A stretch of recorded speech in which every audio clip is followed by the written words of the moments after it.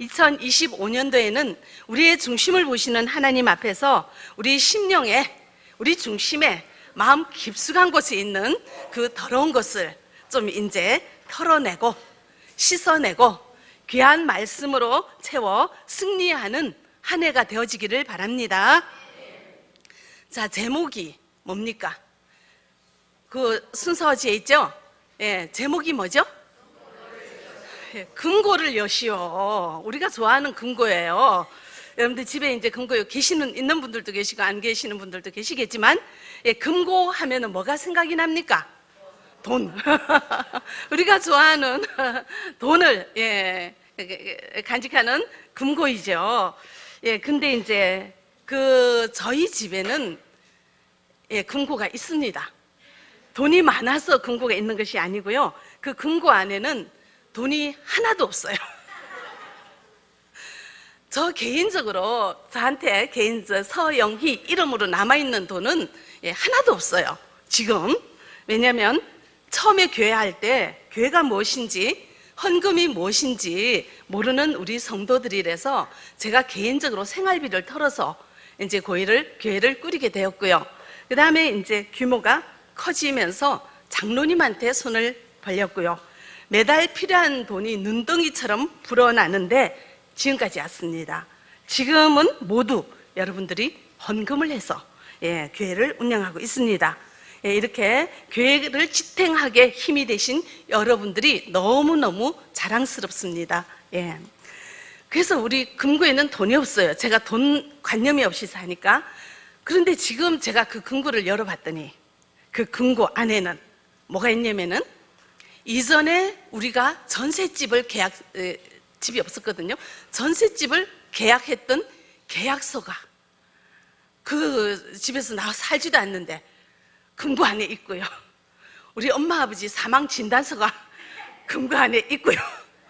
제가 좀 중요한 서류들은 정신이 없어서 깜빡깜빡하니까 금고에 넣어둔 것 같습니다. 필요할 때 중요한 거는 나도 모르게 금고에 넣는다 하는 생각이 있으니까 이제 있으면 다 있더라고요. 근데 제가 이제 이렇게 살다 보니까 그 안에 뭐가 있는지도 몰랐는데 지금 보니까 버릴 것들만 잔뜩 있습니다. 여러분은 만약에 금고가 있다면 무엇을 보관하고 싶습니까? 여러분들이 뭐가 제일, 예, 중요하게 간직하는 거예요? 제일 중요한 건 어쩌?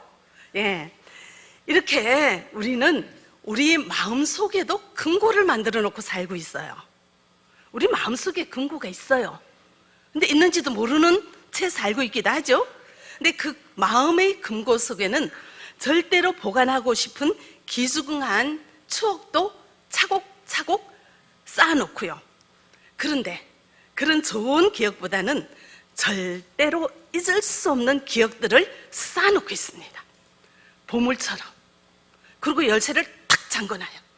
잃어버릴까봐. 그 아픈 기억들이 절대로 잊어버려서는 안 된다고 생각해서 도망갈까봐 마음의 금고 속에, 깊은 금고 속에 딱 간직하고 열쇠를 탁 채워놓고 있고요. 근데요, 열쇠를 채워놨기 때문에 그 어떤 마음이 있는지도 모른 채 살아가고 있을 수도 있습니다. 제가 자주 보는 텔레비전이 있습니다. 관찰 예능이에요. 그 텔레비전에는 30대 아들과 엄마가 나왔어요. 손님으로. 근데 아들은 엄마만 보면 소름이 끼쳐가지고 도망을 가요. 그리고 엄마 얘기만 나오면 늘 울면서 엄마를 저주하면서.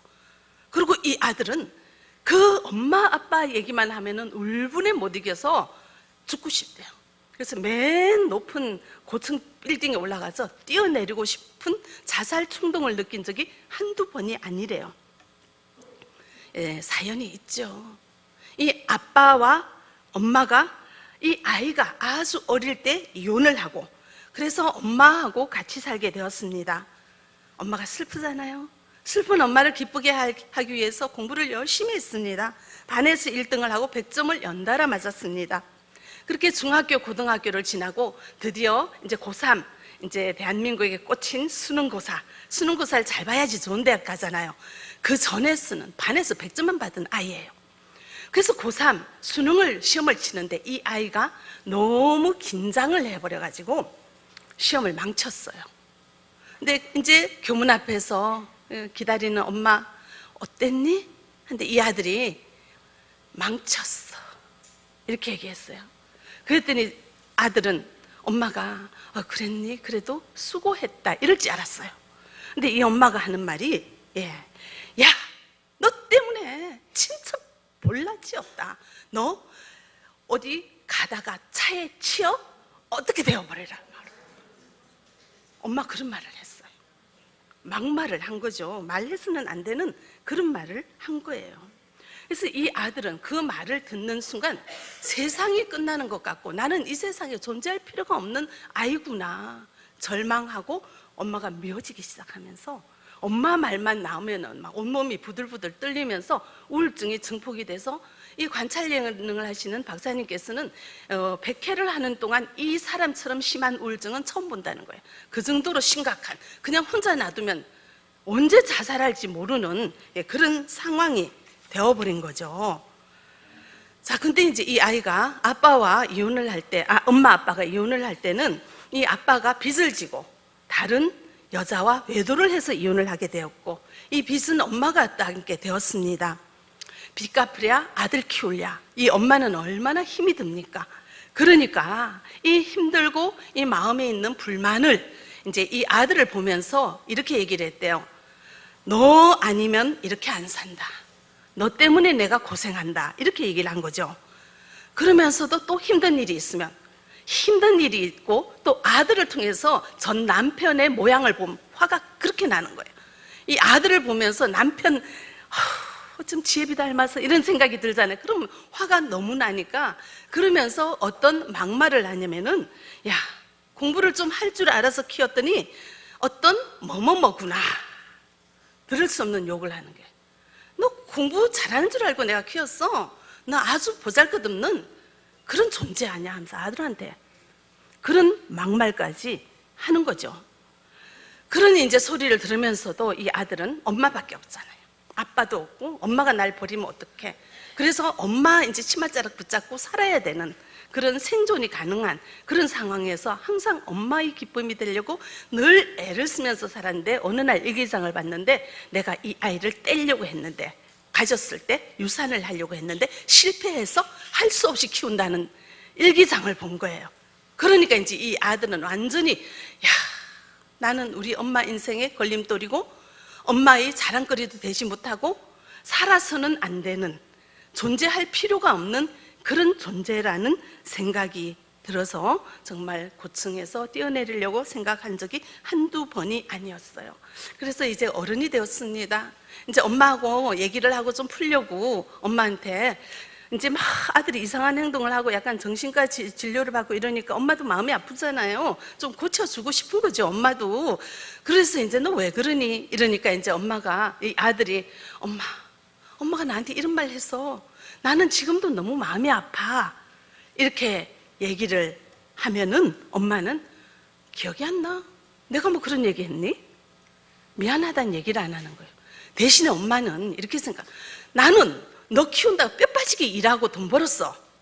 너 이렇게 돈 벌어서 학교 공부시켜주고 먹여준 것만도 고마워해야지.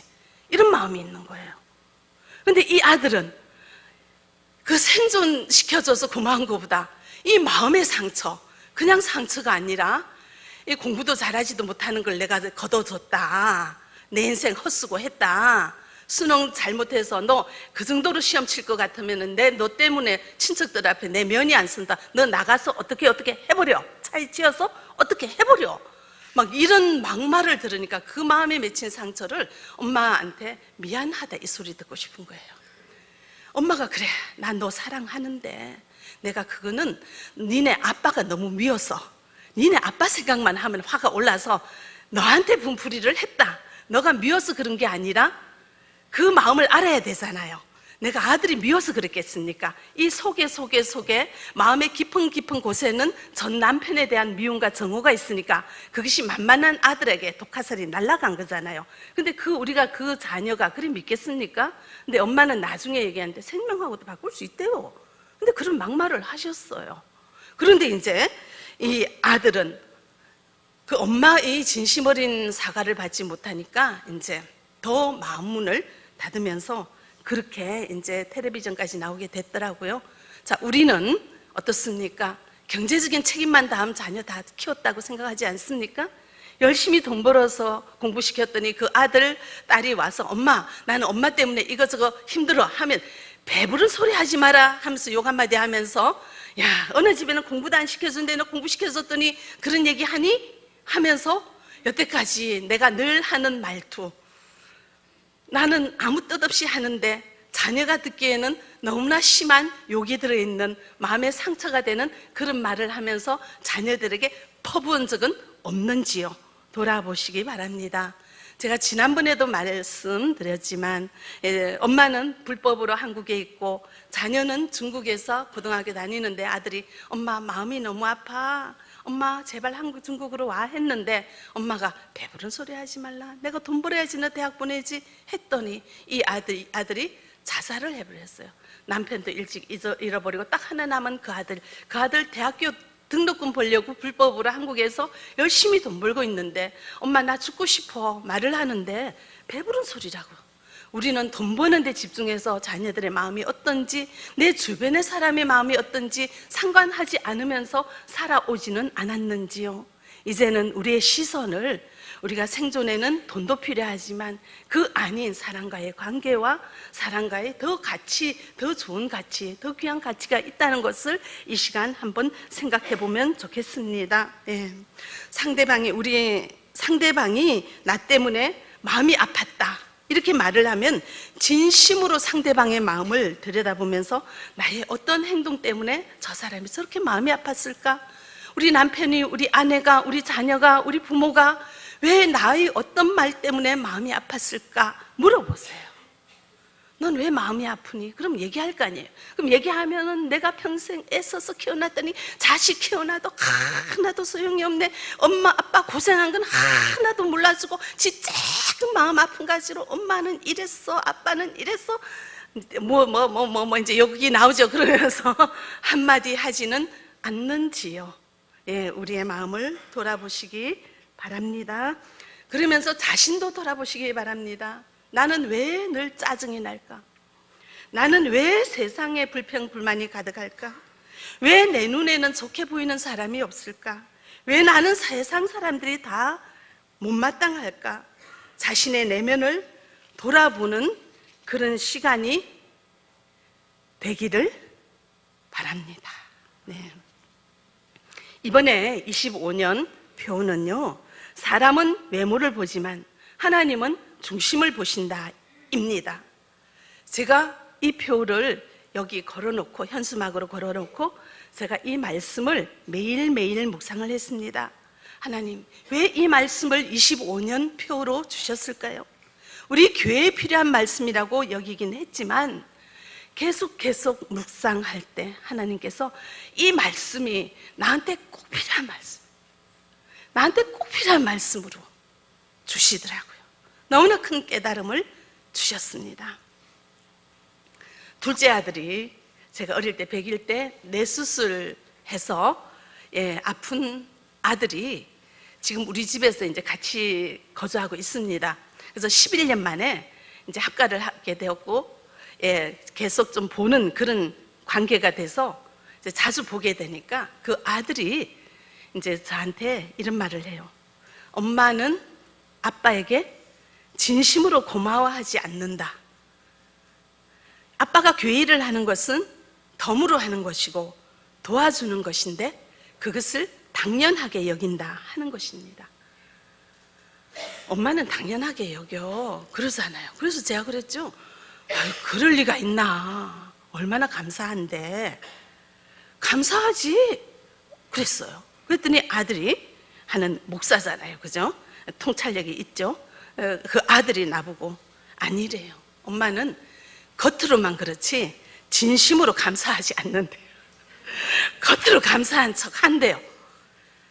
자, 이제 그 말을 들으니까 순간적으로 내가 세상 엄마일 때는 어떻게 반응할까 생각을 해봤어요. 아유, 자식 키워놔봤자 소용없네. 지네 아빠 편만 드네. 이렇게 이제 생각할 수도 있죠. 그런 생각이 1초 지나갔어요. 그런데 그 다음에 제가 이제 또 목회하는 사람이니까 이런 마음으로 돌렸어요. 그것이 하나님이 나에게 주시는 음성으로 들었어요. 그래서 곰곰이 생각을 해봤습니다. 내 마음을 들여다보면서 성경 말씀을 읽고 기도를 할 때 성령께서 감동을 주셨습니다. 회개가 됐어요. 회개가 엄청 되더라고요. 내가 그랬구나. 내가 감사한 척했구나. 내가 정말로 고마워하지 않았구나. 속으로 당연시 한 거예요. 당연시 한 거예요. 그러면서 회개를 하면서 그동안 어떤 마음이 내 마음에 켜켜이 쌓여 있었는지 다 생각이 나더라. 말은 고마워하면서 그 속으로는 고마워하지 않았던 그 마음까지 다 생각이 나는 거예요. 다 생각이 나는 거예요. 그 말을 할 때의 상태와 그 말을 할 때의 내 기분과 그러면서 속으로는 여러 개 생각하면서 겉으로는 고맙지 뭐 이렇게 했던 그 모든 세포들이 다 생각이 나는 거예요. 그래서 주님 앞에 회개를 했습니다. 고백했습니다. 제가 잘못했습니다. 제가 잘못했습니다. 우리가 진심으로 주님 앞에 기도하면 내 안에 계시는 성령께서 내 심령의 모든 것을 밝히 알게 해주시고 깨닫게 해주시더라고요. 그때 그 말할 때 내가 어떤 생각을 하고 있었지 인정하게 되는 거예요. 솔직하게. 근데 그거는 내 마음은 누구도 모르잖아요. 내가 인정 안 하면 몰라요. 그렇죠? 누구 알아요? 내가 알고 하나님이 아셔요. 내가 알고 하나님이 아는 그 마음을 저는 주님 앞에 내어놓고 고백하고 회개했습니다. 네. 우리가 주님 앞에 진심으로 있다면, 우리가 진심으로 주님을 사랑하고 그 주시는 말씀을 진심으로 받는다면 내 마음의 생각과 모든 것을 다 알게 됩니다. 생각나게 됩니다. 그런데 아까 그 어머니는 생각이 안 난다 했잖아요. 생각이 안 난다 했잖아요. 우리도 그럴 때 있습니다. 주님 앞에 기도를 하는데 내가 뭘 잘못했지? 생각이 안 날 때가 있습니다.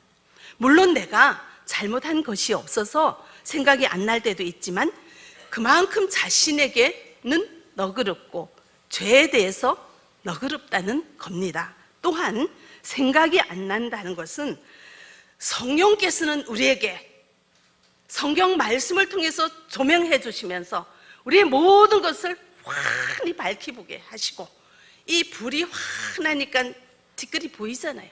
우리 심령 속에 있는 티끌을 조명하시면서 다 보게 하시고 깨닫기를 원하시는데 내가 거절하는 거예요.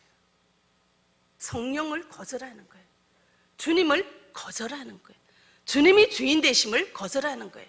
내가 이 모양 이대로 살겠으니 주님 간섭하지 마십시오. 내가 주인이 되고 내가 왕이 되어 살겠습니다. 내 뭐 잘못한 거 뭐가 있어요? 저 억울합니다. 저 열심히 살았어요. 뼈가 부러지게 일했어요. 근데 제가 뭐 잘못했습니까? 이렇게 당당하게 말하는 것은 내 안에 조명하시는 성령님의 조명하심을 거절한다는 것입니다. 우리가 죄인인데 100만 가지 중에 하나든 부족한 게 없을까요? 내가 억울할 수 있습니다. 그러나 그 억울함을 통해서 주님께서 우리에게 주시는 교훈이 있다고요. 너는 잘못한 거는 크게 없지만 그래도 내가 이 사건을 통해서 너에게 주고 싶은 말이 있다. 내 말을 들을래? 내가 나한테 하고 싶은 이 말 제발 귀를 열고 마음을 열고 들어줄래? 이렇게 말씀하시는 것이에요. 예. 생각이 안 난다는 것은, 깨닫지 않는다는 것은 그만큼 성령님과 깊은 교제를 못하고 있다는 것입니다. 못하고 있다는 것입니다. 내 주님 중심으로 사는 것이 아니라 내 중심으로 살아가고 있다는 것입니다. 그런데 죄에 대해서 엄격하다고 해서 늘 죄책감에 사로잡혀 살라는 말씀은 아닙니다. 그러나 그 억만 가지 죄 중에 부족한 것을 우리는 하나라도 깨닫게 된다는 것입니다. 깨닫게 된다는 것입니다. 내가 무슨 마음으로 이를 말을 했고 사실 약간 골탕 먹이고 싶은 마음이 있어서 한마디 했는데 저 사람이 펄펄 뛰니까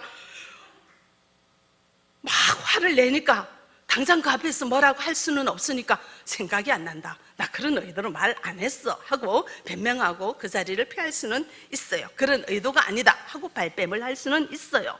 그러나 사실은 내가 그 마음에 골탕 먹이려고 했던 그 마음은 내가 알고 누가 압니까? 우리 하나님이 아시잖아요. 그런 마음까지 우리는 주님 앞에 인정해야 된다는 것을 기억하시기 바랍니다. 자, 그렇게 밝은 빛 안에서 제가 회개를 하니 닫혀있던 내 마음이 열리기 시작하는 겁니다. 그래서 제가 알게 되었어요. 내 마음의 깊은 속에 있는 비밀을 알게 되었습니다. 내 마음의 깊은 금고에 딱 넣어가지고 열쇠 탁탁 채워가지고 아닌 척, 없는 척, 잊어버린 척 하고 살았던 그런 마음을 알게 되었고요. 왜 감사한 척, 사랑하는 척을 했는지 그 마음의 동기를 알게 되었습니다. 마음의 금고가 열렸습니다. 자물쇠를 확실하게 채워놓고 그 어느 누구에게도 들키지 않으려고 나를 지키려고 애썼던 그 자물쇠를 성령께서 풀어주셨습니다. 그래서 저는 눈물로 고백했습니다. 저요, 사랑받고 싶습니다. 저 사랑하고 싶습니다. 사랑받고 싶었던 거예요.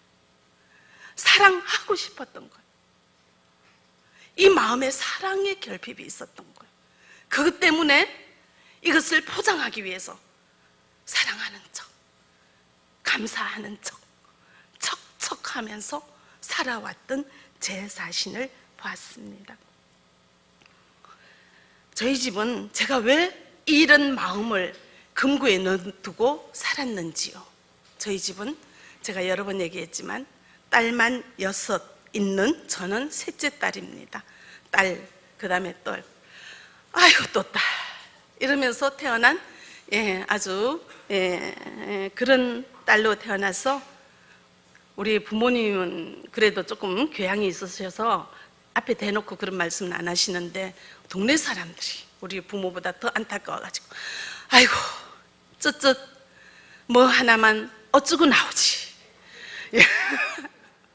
뭐 하나만 동네 사람들이 노래예요.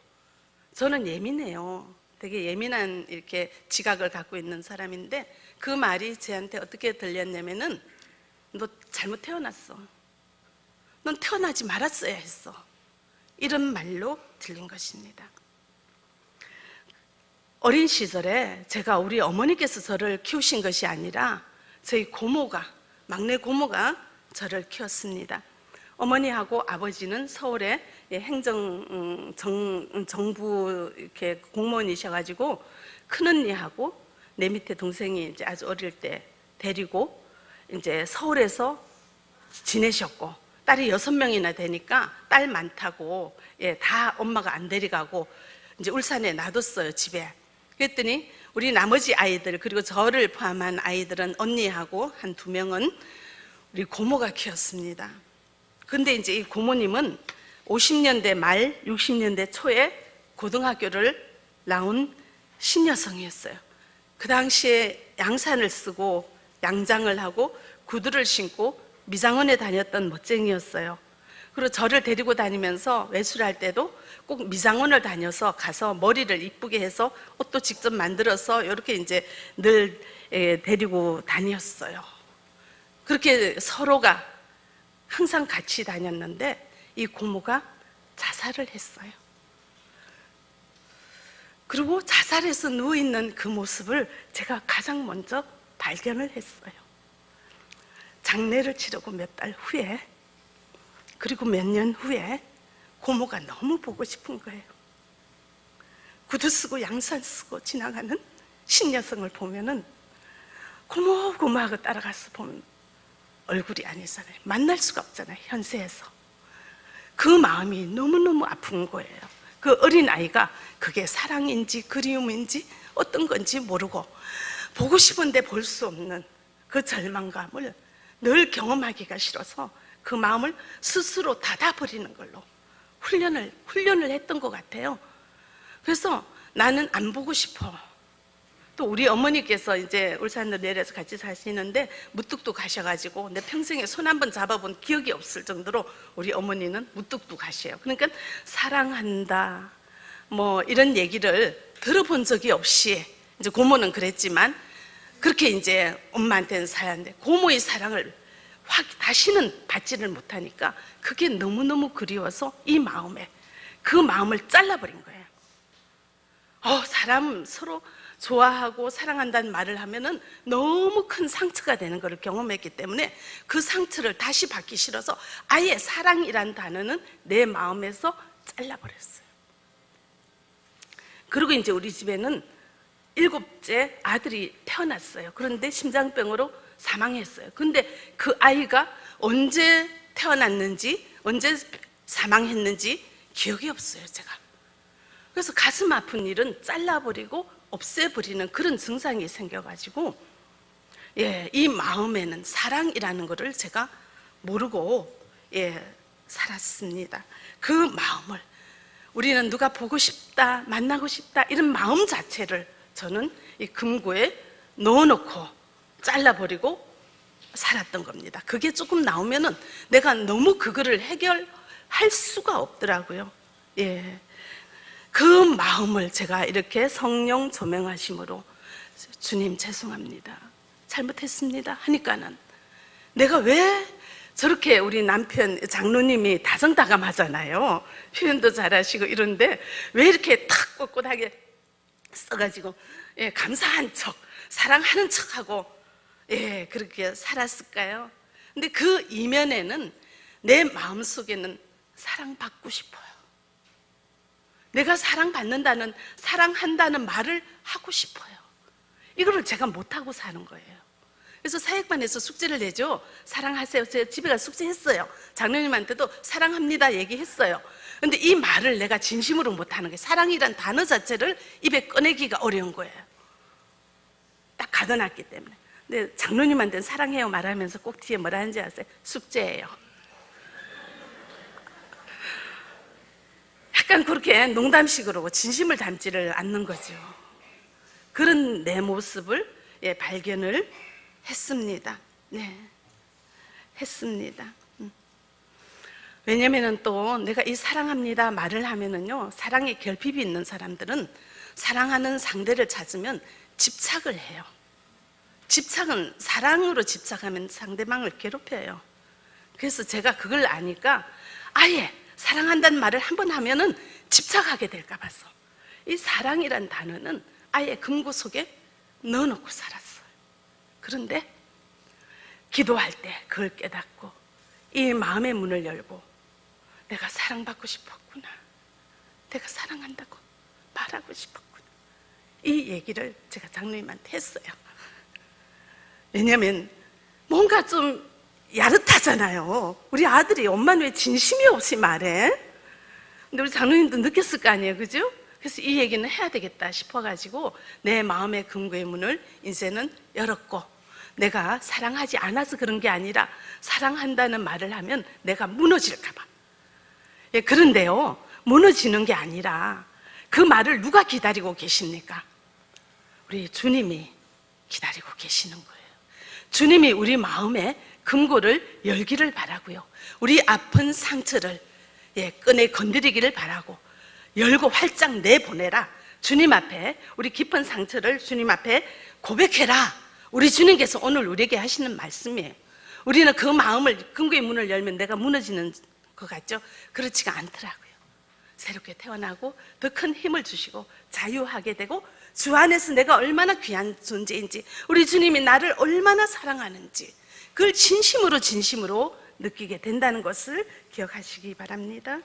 우리가 어릴 때 너무 가난하게 살아서인지 조금 있어 보이는 사람에게는 나도 모르게 반감을 가진 올라온다든지, 내가 아이가 없어서인지 아이들이 저기서 밖에서 좀 소리 지르면 나도 모르게 여기서 올라온다든지, 조그만 일에 화가 불같이 올라온다든지, 모든 일이 짜증스러워서 말마디에 마디에 짜증이 확 붙어 있다든지, 이런 나의 마음에 보시기 바랍니다.